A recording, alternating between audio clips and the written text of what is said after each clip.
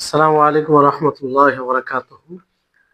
إن الحمد لله نحمده ونستعينه ونستغفر ونعوذ بالله من شرور أنفسنا وسيئات أعمالنا.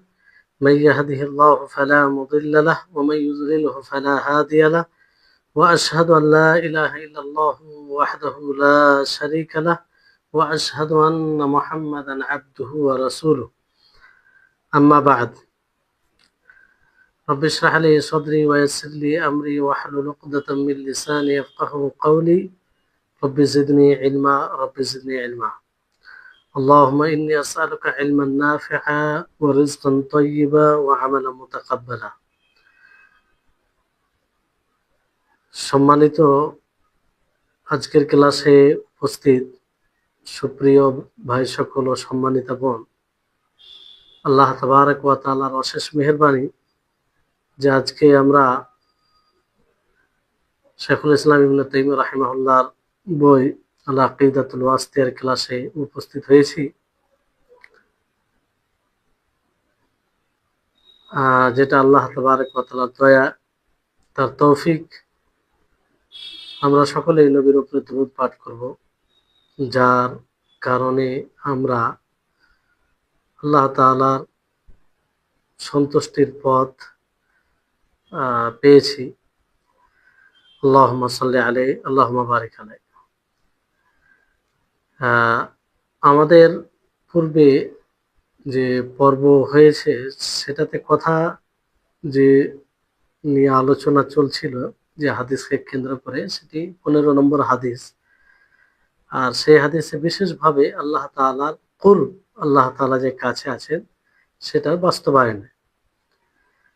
তো সেই হাদিসটি হচ্ছে, ইয়া আইয়ুহান নাস আরবিউ আলা আনফুসিকুম, হে মানব জাতি, তোমরা তোমাদের জন্য সহজ পথ অবলম্বন করো। ফাইন্নাকুম লা তাদউনা আসাম্মা ওয়ালা গায়বা, কারণ তোমরা যাকে ডাক দাও সে বধির নয় আর না অনুপস্থিত। ইন্নামা তাদউনা সামিআন বাসীরান, তোমরা এমন সত্তাকে ডাক দাও যে যিনি সামি শুনেন এবং বাসীর দেখেন। ইন্নাল্লাযী তাদউনা আকরাবু ইলা আহাদিকুম মিন উনুকি রাহিলাতিহি, নিশ্চয় যাকে তোমরা ডাকো সে তোমাদের মধ্যে, তোমাদের নিকটে রয়েছে তোমাদের আরোহণের গলার চেয়ে। এই হাদিসটি সহিহ বুখারী সহিহ মুসলিমে রয়েছে। তো এই হাদিস নিয়ে কথা হয়েছে, শেষে যে কথাটি ছিল যে আল্লাহ তাআলা কাছে আছেন এবং তিনি উচ্চ, সুউচ্চ, সর্বোচ্চ, ফাওকা কুল্লি শাই, তিনি সবার উপরে। আর আল্লাহ তাআলা কাছেও আছেন। এই দুটি বিষয়ের মধ্যে কোনো সংঘর্ষ নাই, কারণ কোনো জিনিস দূর হতে গেলেও কারিব হয়, আর এটা অসম্ভব মাখলুকের ক্ষেত্রে, কিন্তু খালিকের ক্ষেত্রে নয়। মাখলুকের ক্ষেত্রে, আমাদের মাখলুকের ক্ষেত্রে যে কাছে হবে আবার সবচেয়ে উচিত হবে, এটা মাখলুকের ক্ষেত্রে অসম্ভব, কিন্তু খালিকের ক্ষেত্রে নয়। এই হাদিসে আরো কিছু বিষয় তুলে ধরা হয়েছে আল্লাহ তাবারক ওয়া তাআলার সিফাত। সিফাত, আল্লাহ তাবারক ওয়া তাআলার সিফাত দুই প্রকার, হয়তো পূর্বে বলা হয়েছে যে সিফাতে সালবিয়া আর সিফাতে মুসবাতা। সালবিয়া সিফাত, যেমন এখানে বলা হয়েছে যে আল্লাহ তাআলা বধির নন, আল্লাহ তাআলা অনুপস্থিত নন। এটা আল্লাহ তাবারক ওয়া তাআলার পরিপূর্ণ শ্রবণ থাকার কারণে আল্লাহ তাআলা বধির নয়। আল্লাহ তাআলার শ্রবণ থেকে কোনো আওয়াজ মানে খালি হতে পারে না। আর আল্লাহ তাবারক ওয়া তাআলা সবকিছু দেখেন, আল্লাহ তাআলা সবকিছু জানেন, আল্লাহ তাআলা সবকিছু কাছে। এতে পরিপূর্ণ হওয়ার কারণে আল্লাহ তাআলা না বধির, না তিনি অনুপস্থিত। আল্লাহর জন্য কোনো জিনিস গায়েব নয়, অনুপস্থিত নয়। আল্লাহ সবকিছুকে জানছেন, দেখছেন, সব উপস্থিত আল্লাহর জন্য। তো এটা হচ্ছে আল্লাহ তাবারক ওয়া তাআলার সালবি সিফাত, যে আল্লাহ তাআলা তিনি বধির নয়, তিনি অনুপস্থিত নয়। এটা তার পরিপূর্ণতার কারণে, তার কামালে সামা, শোনার কারণে, পরিপূর্ণভাবে শোনার কারণে, পরিপূর্ণভাবে দেখার কারণে, পরিপূর্ণভাবে জানার কারণে, পরিপূর্ণভাবে কাছে কাছের কারণে। আর এই হাদিসে এটাও বলা হয়েছে যে কোনো মানুষের জন্য এটা উচিত হবে না যে সে নিজের উপরে কষ্টকর মনে করবে এবাদতে, মানে এবাদতে নিজেকে কষ্টকর মনে করবে। কারণ মানুষ যখন এবাদতকে নিজের উপরে কষ্টকর মনে করবে, তো এতে নফস ক্লান্তি বোধ মনে করবে আর বিরক্তিকর মনে করবে, আর এর ফলে শরীর প্রভাবিত হবে, ক্লান্তি বোধ মনে করবে। এই জন্য নবী সাল্লাল্লাহু আলাইহি ওয়াসাল্লাম কি বলেন যে উকলুফু মিনাল আমালি মা তুতিকুন ফাইনাল্লাহ লা ইয়ামাল্লু হাত্তা তামাল্লু, যে তুমি যতটা শক্তি রাখো, সাধ্য রাখো, ততটাই আমল করো, নিজেকে মোকাল্লাফ করো। হ্যাঁ, যে আহ কারণ আল্লাহ তাআলা তিনি কখনো আহ, মানে বিরক্তিকর মনে করেন না যতক্ষণ পর্যন্ত তোমরা বিরক্তিকর মনে করো। মানে আল্লাহ তাআলা সওয়াব প্রতিদান তিনি দিতেই থাকেন। তো ইবাদতে বিরক্তিকর কোনো বিষয় নেই, যে কোনো মানুষকে ইবাদত নিজের উপরে ভারী করা উচিত নয়, আর ভারী করাটাও ঠিক নেই। এই জন্য মানুষ যখন নিজেকে অ্যাক্টিভ, তৎপর মনে করবে তখন ইবাদতে প্রবেশ করবে। আর যখনই নিজেকে ফুর্তি, নিজেকে সুস্থ, নিজেকে ভালো মনে করবে, তখনই আমল করবে আর এটাকে কাজে লাগাবে, এটাকে কাজে লাগাবে। আর যখন কোনো ত্রুটি দেখবে, ওয়াজিবাত ছাড়া, আবশ্যিক বিধান ছাড়া, আহ মানে ওয়াজিবাত তো করতেই হবে, আবশ্যিক বিধানে তো কোনো ছাড় নেই, করতেই হবে, না চাইলেও সেটা করতে হবে।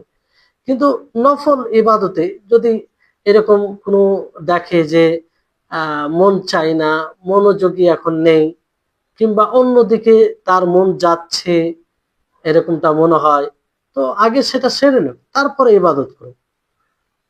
যেমন নবী সাল্লাল্লাহু আলাইহি সাল্লাম বলেন, ওই ব্যক্তিকে আদেশ দেন যে সলাতে মানে যা তন্দ্রা আসে, সলাতে তন্দ্রা আসে, ঘুম ভাব আসে, তো আল্লাহ নবী কি বলেন যে সে যেন ঘুমিয়ে যায়, সলাৎকে সে সময় ছেড়ে দেয়। আল্লাহ নবী বলেন যে তোমাদের মধ্যে যে ব্যক্তি সালাত আদায় করবে আর সে তন্দ্রা অবস্থায় থাকবে, ঘুম ভাব আসবে, তো সে জানবে না যে আল্লাহর কাছে ইস্তেগফার করলো না সে নিজেকে গালি গালাজ করলো। তো এই জন্য নবী সাল্লাল্লাহু আলাইহি ওয়াসাল্লাম কি হুকুম দিলেন?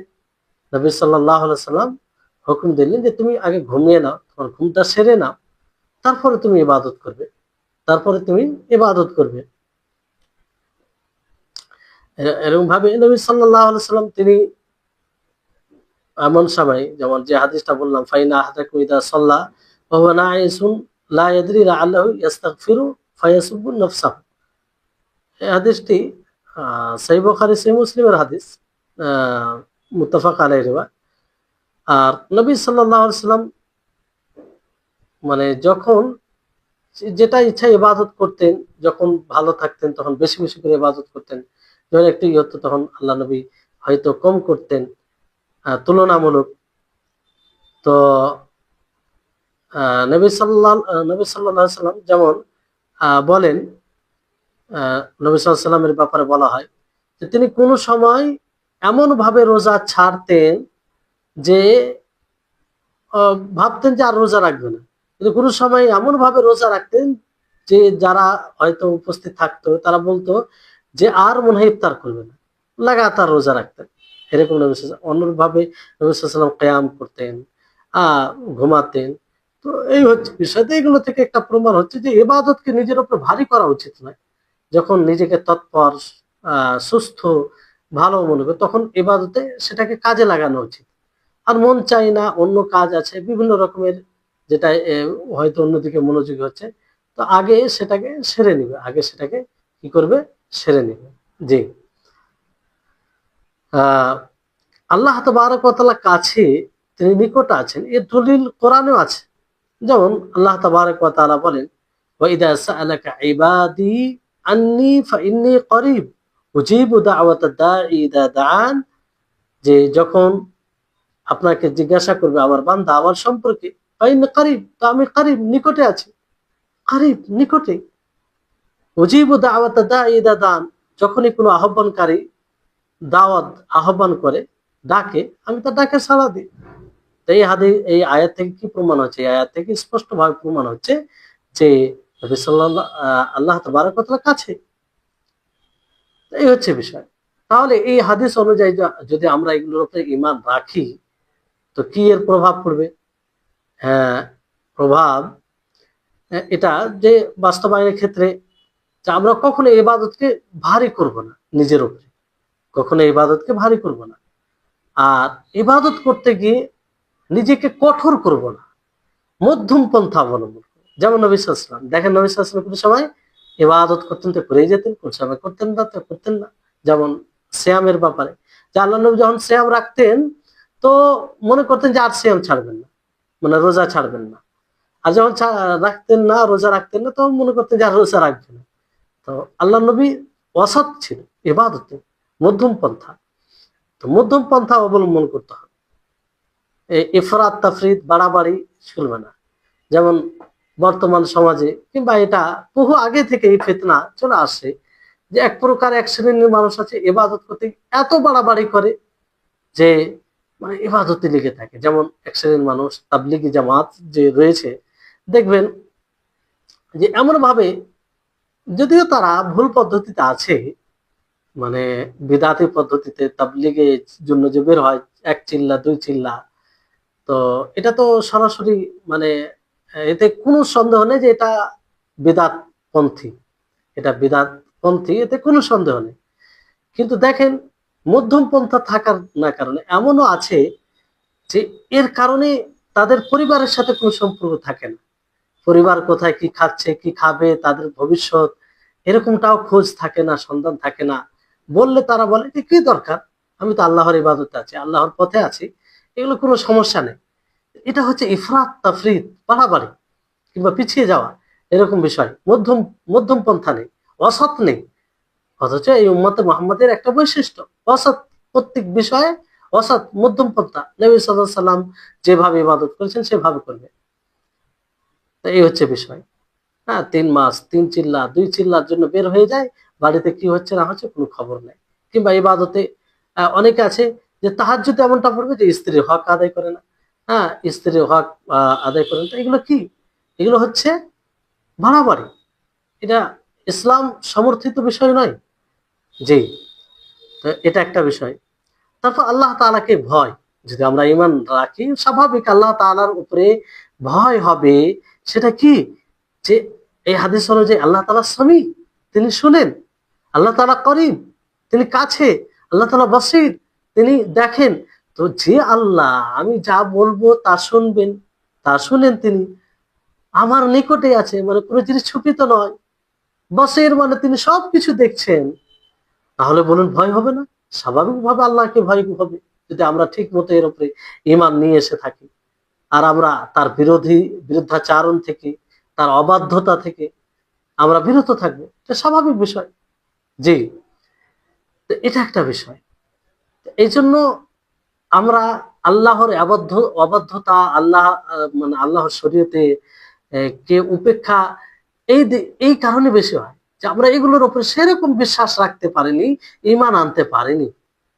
আমাদের এই অনুভূতিটা খুব কমই থাকে যে আল্লাহ তাআলা আমি যা বলছি সেটা শুনছেন, আমি যা করছি আল্লাহ তাআলা দেখছেন।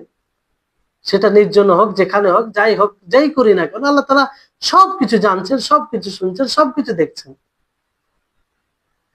তারপরে বিষয়টি হচ্ছে যে এখানে আল্লাহ তাবারক ওয়া তাআলা, মানে নবী সাল্লাল্লাহু আলাইহি ওয়াসাল্লাম গায়েবকে হাজিরের সাথে একটা সাদৃশ্যতা দিয়েছেন স্পষ্টতার জন্য।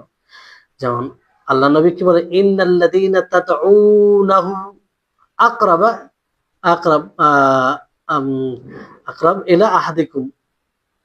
এখানে তাদউনা, যে তোমরা যাকে ডাকছো, আল্লাহ নবী সরাসরি বলতে পারতেন যে তোমরা আল্লাহকে ডাকছো, সেই আল্লাহ তোমাদের নিকট আছে, কিন্তু তোমরা যাকে ডাকছো, এটা স্পষ্টতার কারণে আল্লাহ নবী এভাবে বলেছেন।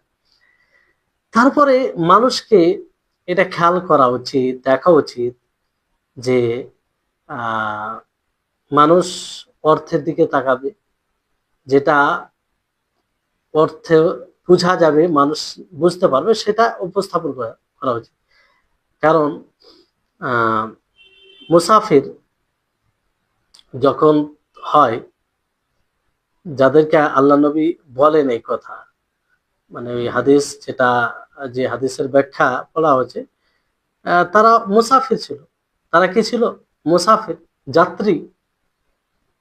তারা যাত্রী মুসাফির ছিল। ফলে আল্লাহ নবী ওই রকমই উদাহরণ দিলেন। কি উদাহরণ দিলেন? যে তোমাদের মধ্যে যে আরোহণ, যে যার উপরে তোমরা সওয়ার হয়ে আছো, তার গলার নিকটে, যাতে কথাটা বুঝতে পারে, তাদের জন্য স্পষ্ট হয়ে যায়। এই জন্য এই বাচন ভঙ্গি যদি শিখতে হয়, তো নবী সাল্লাল্লাহু আলাইহি সাল্লামের কাছ থেকে বাচন ভঙ্গি শিখতে হবে।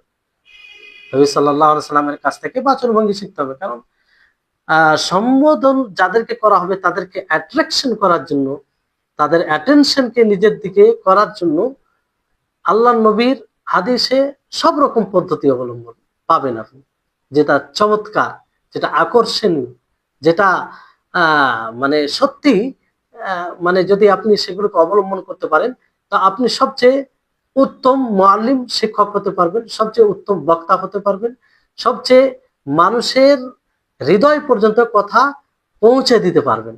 কিন্তু আমরা লক্ষ্য করছি না। আমরা বিভিন্ন এটা সেটা দেখি, কিন্তু নবী সাল্লাল্লাহু আলাইহি ওয়াসাল্লামের হাদিসকে যদি দেখি, যে আল্লাহ নবী কিভাবে মানুষের মনোযোগকে নিজের দিকে করেছেন, তাদের অ্যাটেনশনকে নিজের দিকে নিয়ে এসেছেন, মানে করেছেন, সেটা আমরা সহজেই বুঝতে পারব। আর সেই রকম কলা কৌশল, বুদ্ধি আমরা সহজেই পেয়ে যাব। জি, তো এই হচ্ছে বিষয়। তারপরে 16 নম্বর হাদিস রয়েছে, যেটা মুমিনরা রবকে দেখবে, আল্লাহ তাবারক ওয়া তাআলাকে দেখবে, সেটা সাব্যস্ত রয়েছে। এটা প্রমাণিত হাদিসে রয়েছে। নবী করিম মুহাম্মদ সাল্লাল্লাহু আলাইহি ওয়াসাল্লাম তিনি বলেন, ইন্নাকুম সাতারাউনা রাব্বাকুম কামা তারাউনাল কমারা লাইলাতাল বদরি লা তুযাম্মুনা ফি রুয়াতিহি ফাইন ইসতাতা'তুম আল্লা তুগলাবু আলা সালাতিন ক্বাবলা তুলুইশ শামসি ওয়া সালাতিন ক্বাবলা গুরুবিহা ফাফআলু, মুত্তাফাকুন আলাইহি। এই হাদিসের অর্থ হচ্ছে যে অবশ্যই তোমরা অবশ্যই দেখবে তোমাদের রবকে, যেমন ভাবে 14 দিনের চাঁদকে দেখতে পাও, তোমরা দেখো। আর এই দেখাতে কারো কোনো ক্ষতি হবে না। তো অতএব তোমরা যদি সাধ্য রাখো, শক্তি থাকে তোমাদের, তাহলে সূর্য উদিত হওয়ার পূর্বে যে সালাত রয়েছে, অর্থাৎ ফজরের সালাত, ও সূর্য অস্তমিত হওয়ার পূর্বে যে সালাত রয়েছে, তথা আসর সালাতের উপরে কোন জিনিসকে তোমরা গালিব করো না, বরং ওই সময়ে তোমরা নামাজটা পড়ে নাও, ফজরকে ফজরের টাইমে, আর আসরকে আসরের টাইমে, তাহলে এটা তোমরা করে ফেলবে।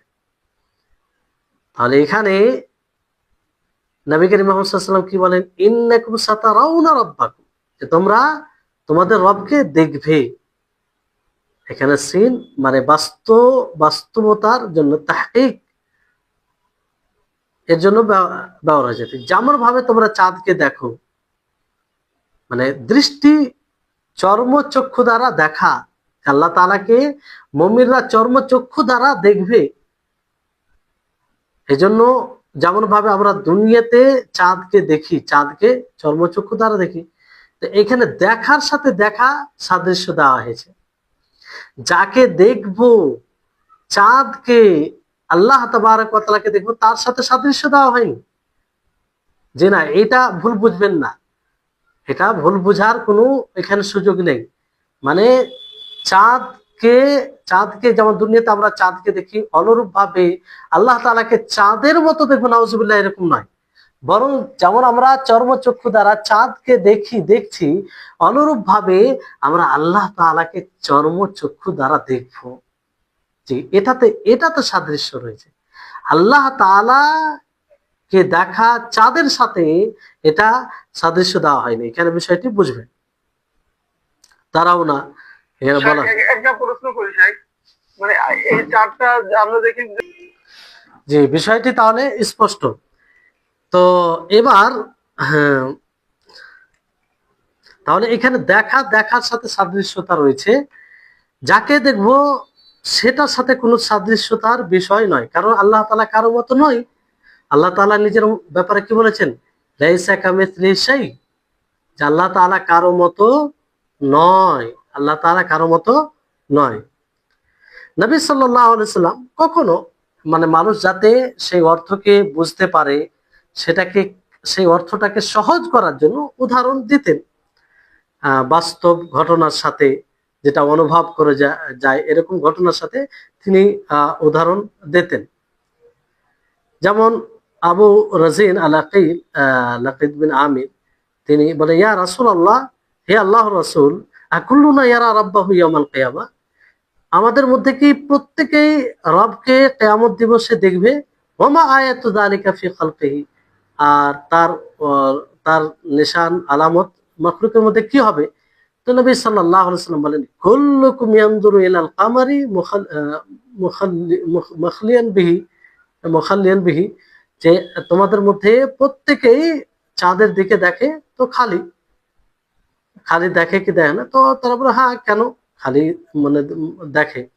তো নবী সাল্লাল্লাহু আলাইহি ওয়াসাল্লাম, ফাল্লাহু আযম, যে আল্লাহ তাবারক ওয়া তাআলা তার চেয়ে বড়, মহান।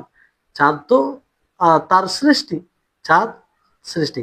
এখানে মুখলিয়ান বিহি বলতে খালিয়ান বিহি, মানে খালি তাকে দেখে সবাই, কোনো এই অসুবিধা হয় না। তা আল্লাহ তাআলা তো মহান, তিনি আজিম, আর চাঁদ তো তার সৃষ্টি, তো সেটাতে কোনো অসুবিধাই হবে না। যেমন আহ আবু হুরায়রা রাদিয়াল্লাহু তাআলা আনহুর হাদিস, নবী সাল্লাল্লাহু আলাইহি ওয়াসাল্লাম কি বলে, ইন্নাল্লাহ ইয়াকুল, আল্লাহ তাআলা বলেন, কাসসামতু সালাতা বাইনি ওয়া বাইনা আবদি নিসফাইনি, যে আমি সালাতকে ভাগ করেছি, আমার দুই ভাগে ভাগ করেছি, আমার আমার ও আমার বান্দার মাঝে। সেটা কি? যখন বান্দা বলে আলহামদুলিল্লাহি রাব্বিল আলামিন, তখন আল্লাহ তাআলা কি, হামাদানি আবদি, আমার বান্দা আমার প্রশংসা করলো।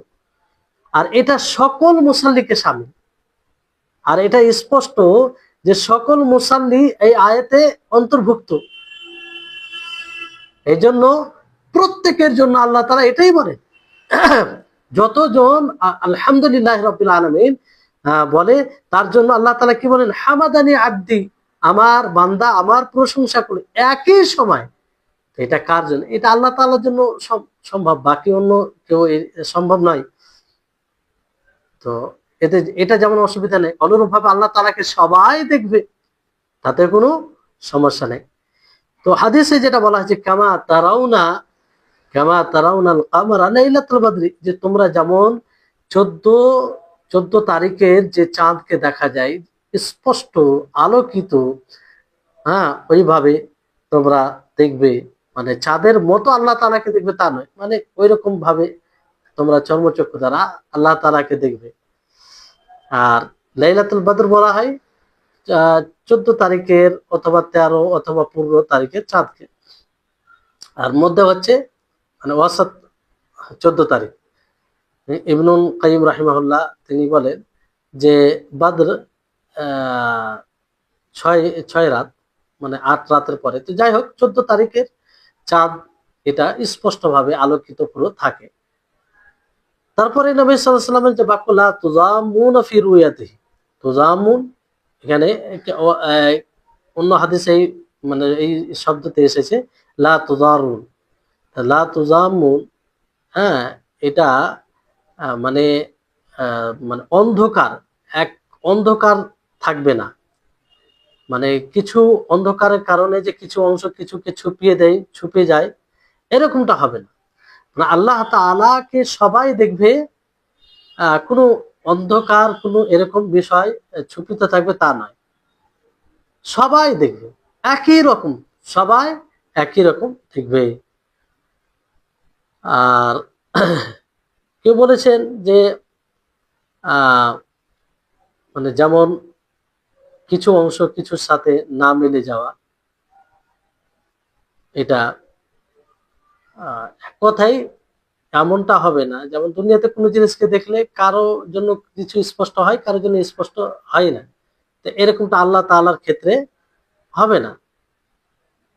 আর এটা মানে লা তুজারুনা যদি পড়া যায় ওখানে, যে কাউকে ক্ষতিও হবে না, কাউকে ক্ষতি হবে না। প্রত্যেকটা মানুষ আল্লাহ তাআলাকে পুরো স্থিরভাবে শান্তিতে দেখতে পাবে, কোনো প্রকারের ক্ষতি হবে না।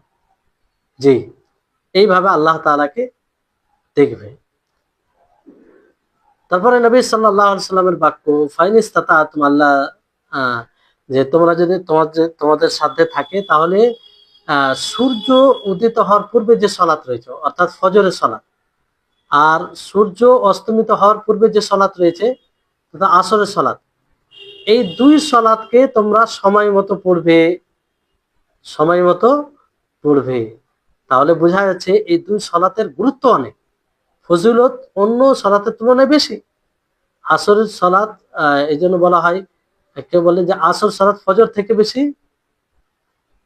উত্তম, কারণ এটা মধ্য সালাত। আর মধ্য সালাতের হেফাজতের কথা আল্লাহ তাআলা বিশেষভাবে বলেছেন, মানে আম ভাবে বলার পর বিশেষভাবে আল্লাহ তাআলা বলেছেন। যেমন আল্লাহ তাআলা হাফিজু আলাস সালাওয়াতিল উস্তা, হাফিজু আলাস সালাওয়াতিল উস্তা মানে মধ্য সালাতে হেফাজত করে, বলতে আসরের সালাত। মধ্য সালাত কোনটা? আসরের সালাত। তো এই ক্ষেত্রে আসর সালাত বেশি আফজাল, উত্তম মনে হচ্ছে। আর ফজর অন্য দিক দিয়ে বেশি উত্তম হচ্ছে, কারণ ফজরের ব্যাপারে কি বলা হয়েছে, যে কারণ সেই সালাতে ফারিস্তাগণ উপস্থিত হয় বিশেষভাবে, বিশেষভাবে বলা হয়েছে সেই সালাতে উপস্থিত ফারিস্তাগণ হয় বিশেষভাবে, যেটা অন্য সালাতের ব্যাপারে বলা হয়। কারণ আল্লাহ তাবারক ওয়া তাআলা বলেন, ওয়া কুরআনাল ফাজরি ইন্না কুরআনাল ফাজরি কানা মাশহুদা, যে ওয়ালাইকুম আসসালাম, ফজর মানে ফজরের কোরআন মাশহুদা মানে তাতে উপস্থিত হয়। এই কথা অন্য সালাতের ক্ষেত্রে আল্লাহ তাআলা বলেননি। তো এই দিক দিয়ে ফজরের সালাত বেশি উত্তম আসর সালাতের তুলনায়। কিন্তু আসর সালাত বেশি উত্তম ফজরের তুলনায় কোন দিক দিয়ে? যে আল্লাহ তাবারক ওয়া তাআলা আম ভাবে সালাতের হেফাজতের কথা বলতে গিয়ে বিশেষভাবে আসর সালাতের হেফাজতের কথা বলেছেন, বরং হুকুম দিয়েছেন, আদেশ দিয়েছেন, হাফিজু আলাস সালাতিল উস্তা। তো যাই হোক, আর এই ব্যাপারে হাদিসও রয়েছে। নবী করিম মুহাম্মদ সাল্লাল্লাহু আলাইহি ওয়াসাল্লাম তিনি বলেন, মান সাল্লাল বারদাইনি দাখালাল জান্নাহ, যে ব্যক্তি দুই ঠান্ডার সালাতকে পড়বে সে জান্নাতে প্রবেশ করবে। এখানে বারদাইনে বলতে সালাতুল ফজর ও সালাতুল আসর। তো এই দুইটি সালাতের ফজিলত বেশি। এ সম্পর্কে আরো অনেক হাদিস রয়েছে। তো আমাদের সকলে উচিত হবে এই দুটি সালাতের বিশেষভাবে হেফাজত করা, সময় মতো পড়া। আর এই দুটি সালাতের কথা হাদিসে কখন বলা হচ্ছে যে আল্লাহ তাআলাকে দেখবে, তোমরা অবশ্যই দেখবে, তারপরে এই কথাটা বলা হচ্ছে। তার মানে এটার সাথে অনেক জড়িত বিষয় রয়েছে। তো সত্যি যদি আমরা আল্লাহ তাআলাকে দেখতে চাই, যেটা জান্নাতের সবচেয়ে বড় নিয়ামত হবে, এর চেয়ে বড় নিয়ামত আর কোনো নিয়ামত হতে পারে না। তো এই নামাজগুলির হেফাজত করতে হবে। তো এই হাদিসে আল্লাহ তাবারক ওয়া তাআলার সিফাত, গুণ তুলে ধরা হয়েছে, যে আল্লাহ তাআলা তাকে দেখবে। আল্লাহ তাআলা তিনি দেখেন, এটা তো প্রমাণিত, কিন্তু আল্লাহ তাআলাকেও মুমিনরা দেখবে। আল্লাহ তাআলাকে মুমিনরা দেখবে, যেটা আয়াত দ্বারা হাদিস দ্বারা প্রমাণিত। আর মুতাওয়াতির হাদিস, কাতঈ দলিল বলতে ওয়াকাট্ট দলিল, যে দলিলকে কোনোভাবেই কাটা যাবে না। এজন্য কিছু ওলামাগণ এই কথা থেকে গিয়েছেন যে যারা আল্লাহ তাআলার রুয়াতের মানে আল্লাহ তাআলা যে দর্শন করবে এটার অস্বীকার যারা করে তারা কাফের, মুরতাদ। কেন মুরতাদ? কারণ এটা কাতঈ দলিল দ্বারা প্রমাণিত, কোরআনের আয়াত দ্বারা প্রমাণিত, হাদিস যেটা মুতাওয়াতির এমন সানাদে, অসংখ্য সানাদে বর্ণিত, যেটাতে অস্বীকার করার, সন্দেহ করার কোনো সুযোগ থাকে না, তা সেই হাদিসগুলো দ্বারা প্রমাণিত। ফলে এটা যে অস্বীকার করবে সে কাফির হবে, মুরতাদ হবে।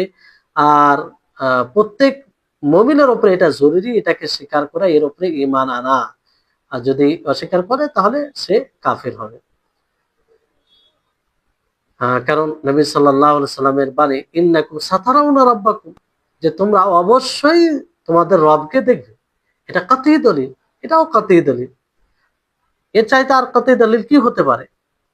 হ্যাঁ, যদি এখানে বলা হতো যে ইন্নাকুম তারাউনা রাব্বাকুম, যে তোমরা তোমাদের রবকে দেখবে, তো এখানে ইহতিমাল অন্য অর্থ নেওয়ার হতে সুযোগ থাকতে পারে, সুযোগ নেওয়া যেতে পারে। কিন্তু সেখানে কি বলা হয়েছে যে ইন্নাকুম সাতারাউনা রাব্বাকুম, ইন্নাকুম সাতারাউনা রাব্বাকুম। আর তারপরে যে বলা হয়েছে যে তোমরা যেমন ভাবে চাঁদকে দেখো এভাবে দেখবে, তো এটা নিশ্চিত করার জন্য আল্লাহ নবী সাল্লাল্লাহু আলাইহি সাল্লাম চর্ম চক্ষু দ্বারা দেখার সাথে এটা কি করেছেন, যে অবশ্যই তোমরা দেখবে যেমন চাঁদকে দেখেছো।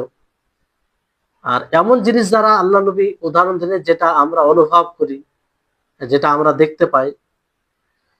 জি, তো এটা এতে কোনো সন্দেহ নেই যে আল্লাহ তাআলাকে মুমিনরা দেখবে, এটা প্রমাণিত কোরআন হাদিসে, ফলে এর কোনোভাবে অস্বীকার করা যাবে না। এই ক্ষেত্রে মুআত্তালা যারা, তারা তাবিল করেছে, তারা বলেছে যে এই হাদিসগুলির ব্যাখ্যা করতে হবে ইলম দ্বারা। আল্লাহ তাআলাকে দেখা মানে আল্লাহ তাআলা কে জানবে, কিংবা আল্লাহ তাআলা তাদেরকে জানে। তো এটা তাদের বাতিল কথা, এটা কোনো মতেই সঠিক নয়, আর অপব্যাখ্যা কোরআন হাদিসে। তো এইরকম বিষয় রয়েছে। নবী সাল্লাল্লাহু আলাইহি সাল্লাম এক কথায় এই ধরনের যতগুলো হাদিস রয়েছে, যেসব হাদিসে এই ধরনের কথা বলা হয়েছে তার উপরে আমরা এক বাক্যে ঈমান নিয়ে আসবো। আর আহলুস সুন্নাহ ওয়াল জামাতের এটাই পদ্ধতি, আহলুস সুন্নাহ ওয়াল জামাতের এটাই পদ্ধতি যে কোরআন ও হাদিসে যেভাবে এসেছে তার উপরে সেভাবে ঈমান আনতে হবে, সেভাবে ঈমান আনতে হবে। তো এই জন্য বলা হয়েছে পরে ফিরকায়ে নাজিয়া। ফিরকায়ে নাজিয়া বলতে কি, যারা সফল নাজাত প্রাপ্ত দল, নাজাত প্রাপ্ত দল, তারা যারা বিদআত থেকে বেঁচে থাকবে, এবং আখেরাতে যে জাহান্নাম রয়েছে তা থেকে ভয় করবে। তো আহলুস সুন্নাহ ওয়াল জামা সবসময় সুন্নাত অনুযায়ী চলে, এবং সুন্নাত যেদিকে দিশা দেখায় সেদিকে যায়, আর তার উপরে তারা অনড় থাকে, অবিচল থাকে। আর সেটার উপরে তারা ঈমান নিয়ে আসে, যেটা আল্লাহ নবী মুহাম্মদ সাল্লাল্লাহু আলাইহি সাল্লাম তিনি খবর দিয়েছেন। যেমন আপনার বলা হচ্ছে যে সেভাবে তারা ঈমান নিয়ে আসে যেভাবে আল্লাহ তাআলা খবর দিয়েছে তার কিতাবে, যেভাবে রাসূল সাল্লাল্লাহু আলাইহি সাল্লাম তার সুন্নাতে খবর দিয়েছে। কোন রকমের তাবিল, কোন রকমের তাহবিল, তাহরিফ, তাকিফ, তামসিল করা ছাড়াই মানে এইভাবে তারা ঈমান এনেছে, আর ওইভাবে ঈমান আনতে হবে।